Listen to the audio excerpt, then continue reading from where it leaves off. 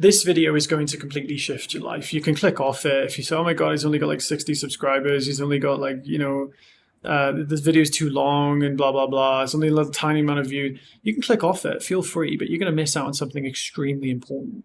And that thing that is extremely important is how understanding true happiness, one, which is a huge thing, is going to actually make you a millionaire. And the reason for this is because, firstly, let's understand what happiness is. Happiness is not a state of mind. Happiness is not a feeling. Happiness is not an emotion.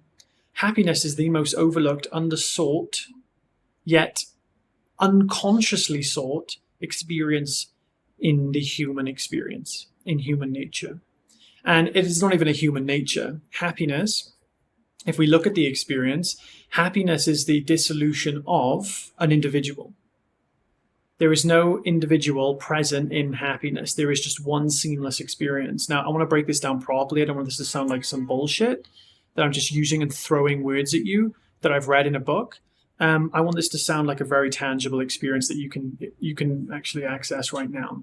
The first thing to understand is that I'm replacing the word enlightenment with happiness simply because the word enlightenment is skewed. It's misunderstood. It's passed through Chinese whispers. And, that term, one person understands it, another person thinks they understand it, and it becomes something else.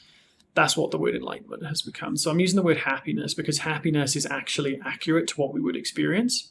And happiness is the word used to describe the lack of suffering, which is ultimately what we're seeking, right? We're not looking for states of mind. We're not looking for anything too abstract. We're just looking for what we are already experiencing every single day. We just fail to notice it, or it is usually veiled by something that is inhibiting it, such as resistance. It all boils down to resistance, whether it's grief, whether it's, I wouldn't suggest grief doesn't have to be suffering. Grief can be pain, and I like to make a distinction between what grief is and what pain is. Pain, psychological pain, is something like, when my best friend died last year, I wasn't in suffering. Right? I've suffered more from like worrying about like the plane ticket, worrying about like, I remember when I had like I basically just, I did something that wasn't illegal, but I just didn't want to follow the guidelines on it. I didn't agree with it. I thought it was completely against human nature and I just didn't do it. I made up my own one. And I'm not going to say what that thing was, but I was more worried about that. That caused me more suffering than the suffering of like fully grieving the death of a best friend. And the reason for that is because I was embracing the experience. Now, happiness in a nutshell is to be understood as a negative, right? In the same way that we use the word whole, right? If I do this, there's a hole. This is empty space. This is empty space. There's nothing there, right? The same as the word happiness. It's describing the lack of something, just like we use the word whole. The thing that it's describing is the lack of resistance. Every single time you have suffered psychologically, it has been because you are resisting your experience. So the formula for happiness is extremely simple. You got to learn, or you have to learn what it takes to not resist a particular experience. So, for example, if you have a fear of flights and you're in the airport and you're about to go on your honeymoon, you're not going to feel very good. Despite where you're going and what you're doing and who you're with, you're not going to feel very good because you're just thinking about the flight. And you're scared of dying, and you're scared that the flight is going to crash, or you're scared that you just don't want to be that high up in the sky, and there's all this fear there, and you have anxiety, you have panic and paranoia. Whereas, if you're a woman, your husband, on the other hand, is just like fully, excited for the honeymoon. He's not even worried about the flight. He's not even thinking about it because he's not scared of flights. He's accepting the situation, and the wife would be rejecting the situation, and she's resisting it. I know you can apply it to anything. Whether you're in the queue and you don't want to be there, whether the queue's taking too long, whether the traffic's taking too long, whether there's a pile of dishes in the sink that you don't want to be there. All suffering comes from the resistance to experience. The resistance to, I want something to happen and I can't get that thing to happen. And the friction between what I want and what that thing not being able to happen is what we call suffering. And so then what we have to learn very strategically is actually, how do we stop these moments of suffering?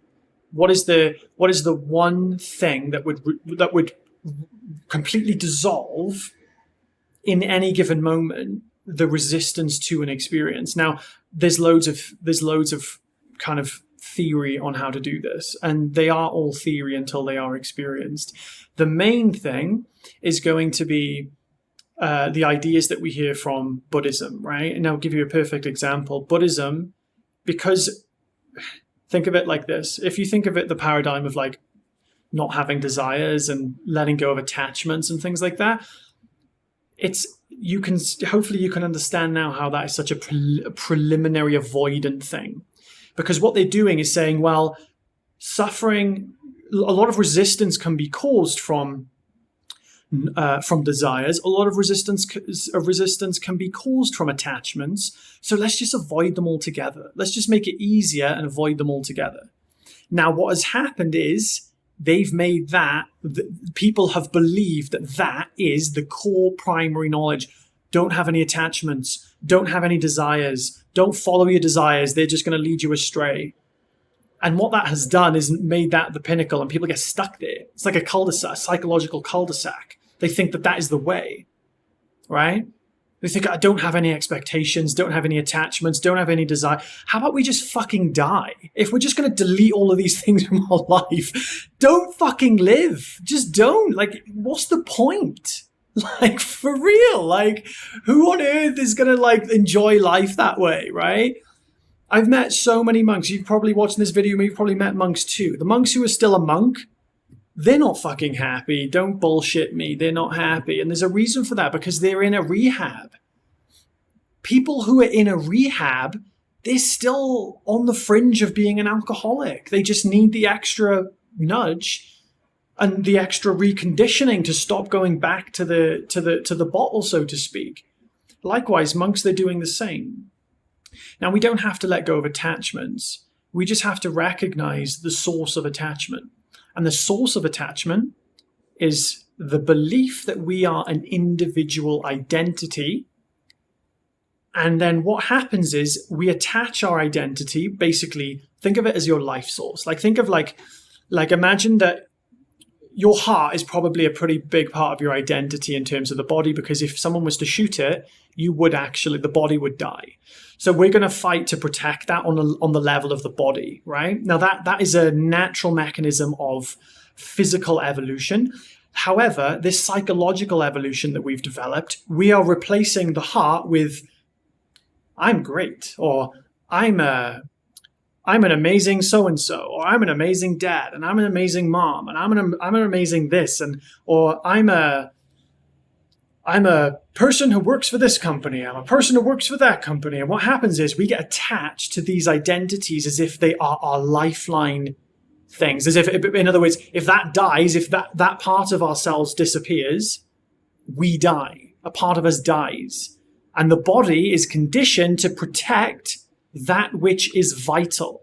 So this is why we have fear over things that cannot kill us, even though fear was developed to protect us from death, right? So this is how we've developed this. We've created psychological links and identities to ethereal ideas that don't even exist, right? The idea of you working for X company is an idea written on paper. If an alien came to planet Earth, that would not exist. It doesn't exist on an ultimate level.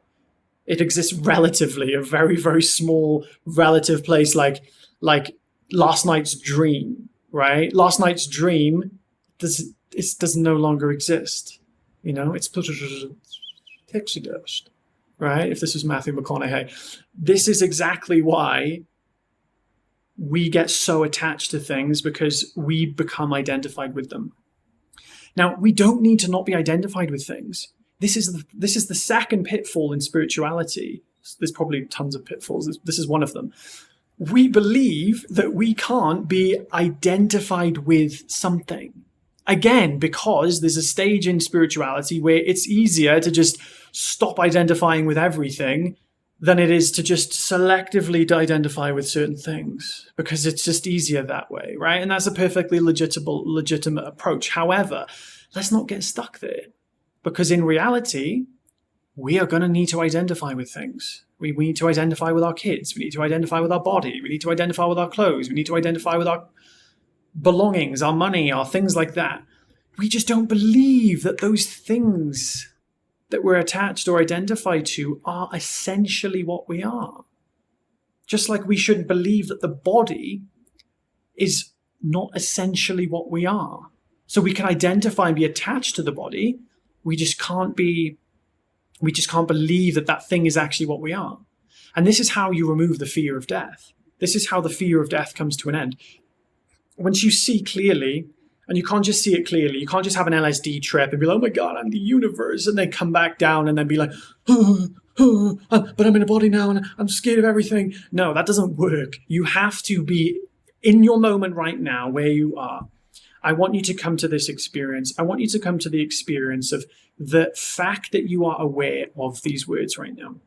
And I want you to listen to these words, and I want you to understand that what you're hearing isn't really sound. You're hearing perception. And this perception, I want you to understand, what is there to that perception? Is there any tangible quality to that perception? You'll find that there's just knowing. And then this knowing, you notice, what is knowing that knowing? You are knowing the knowing.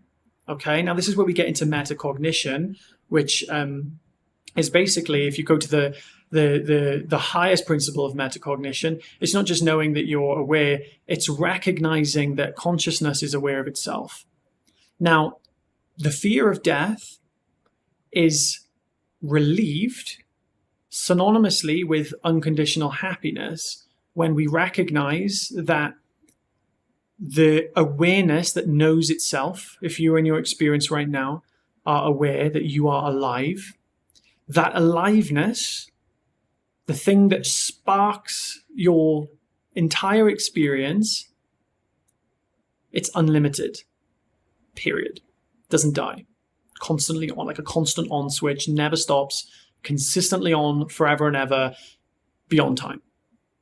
If you know that that is ultimately what you are in this moment right now, not when you're on an LSD trip, not when you did your meditation 4 weeks ago, now.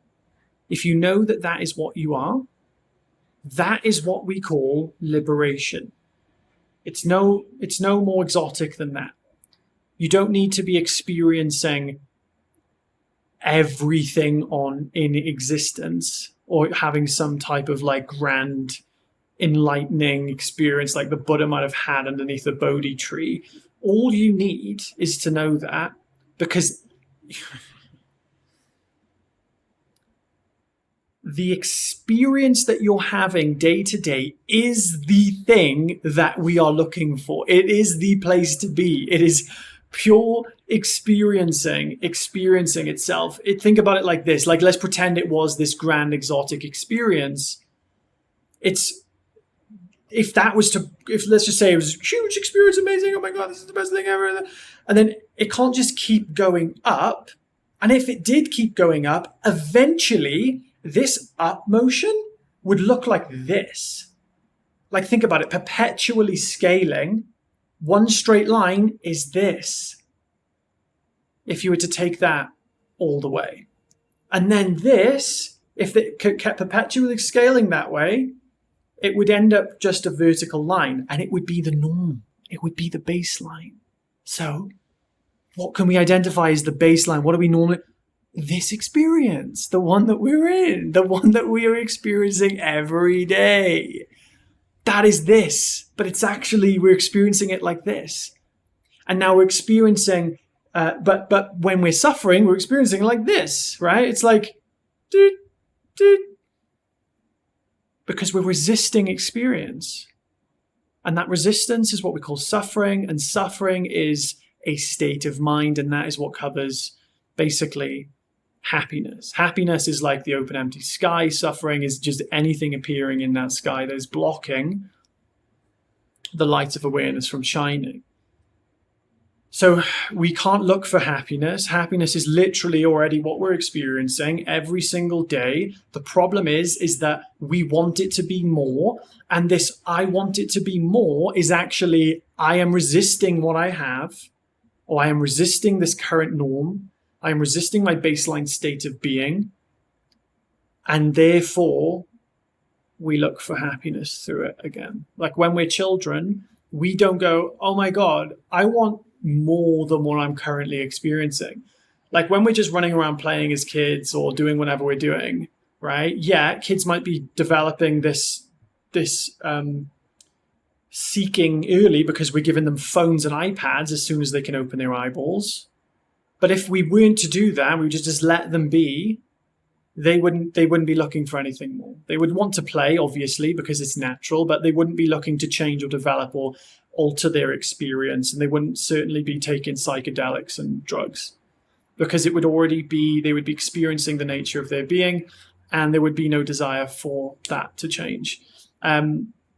So that is basically it in summary. Now, how this is going to make you a millionaire is because to really come to terms with this takes a lot of self-courage. It takes a lot of courage. The first time that I ever heard of Advaita Vedanta was through like Koi Frasco. If you know of Koi Frasco, he's now Vashuddha Das. But it was like Koi Frasco's YouTube. Before I even knew what spirituality was, I just see this guy in dreadlocks looking like weird, and I'll just be like, oh my God, this is interesting. What does this mean? What is this spirituality? It was kind of like just brought me in. And he told me about Advaita Vedanta in the video, and how we're not individual beings, we're just one consciousness. And it scared the shit out of me. I remember thinking, I hope I'm not just one infinite fucking consciousness, because I like being individual and I don't want to be on my own. And I felt, oh my God, but if I'm just one, then I'm lonely. And I was so scared. I clicked off the video, deleted it, tried to block it out of my memory, because it gave me this ego death. It gave me an ego death of believing that there's a potential I could not be an individual.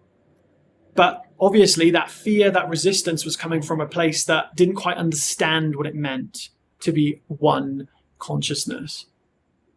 Because on the level of the ego, that would be loneliness. But on the level of reality, what it actually is infinite wholeness, which is completely the opposite of infinite loneliness.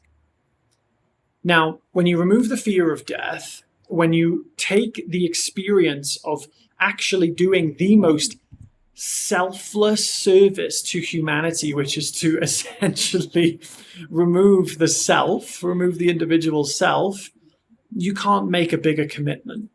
I'm not going to say in existence. I don't know, maybe on Mars they're doing pretty crazy shit, but as far as our planet goes, you can't make a bigger commitment and sacrifice than that.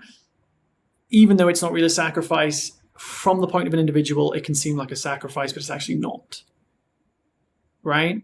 This is why it's like the ego fears losing individuality, but it's really just like thinking it's about to walk off a cliff, and then all of a sudden it doesn't walk off a cliff, and you still have individuality because you're still experiencing an individual experience, and you can still have both. That's the beauty of it. You know, just like this, like enlightened, like googly-eyed, like I can't process anything because I'm just one infinite consciousness. Like a monk, like you would expect all the sages to be. Just like so blissed out, just like not able to distinguish anything from anyone because they're just in infinite bliss. No. Be a fucking human. Make being human the goal. Stop worrying about being enlightened. Stop worrying about doing all this stuff. Be a fucking human. That's the only real goal. To be fully juiced as a human being. And to be fully juiced as a human being, you first need to come to that point where you're not seeking millions of pounds or dollars or pesos for the sake of finding happiness in it. And ultimately, that's what's going to make you millions if you still want it. If you still want it after that, you deserve to have it. Because you deserve to have an amazing life. You deserve to have the best life you could possibly imagine. This is what we're here for. This is what we're doing. We deserve to have the best life, even if the best life for you is building a hut down by the lake and fishing every day. Like, that's a perfectly legitimate best life. even if that's building a treehouse and living in the trees, right? Even if that is literally to not even have a home and to just travel and not have kids, not have a wife, and just be a traveling dude. Even if that's to have a Ferrari, a fucking garden with a I don't know, theme park in, and to have thousands of wives and whatever it might be. Like, if you just know, if that is what you want, after knowing that your happiness is independent of all experience and that you are one infinite consciousness, let it be. Don't resist it. It's not egotistical. It's egotistical to resist that if that's what you want, because you're shy of having it. That's shy. That's like a little shy ego. I don't deserve this. I don't deserve to have that. It's egotistical. Doesn't work. Just have it. Have whatever you want. Love. I remember this quote Rupert told me. I think it's a quote from somebody else, but love and do whatever you want. And that's what I want for the people who watch these videos. That's what I want to share on this channel. Because ultimately, that is going to set you up for everything else great in life that you find particularly great. Thank you. Goodbye.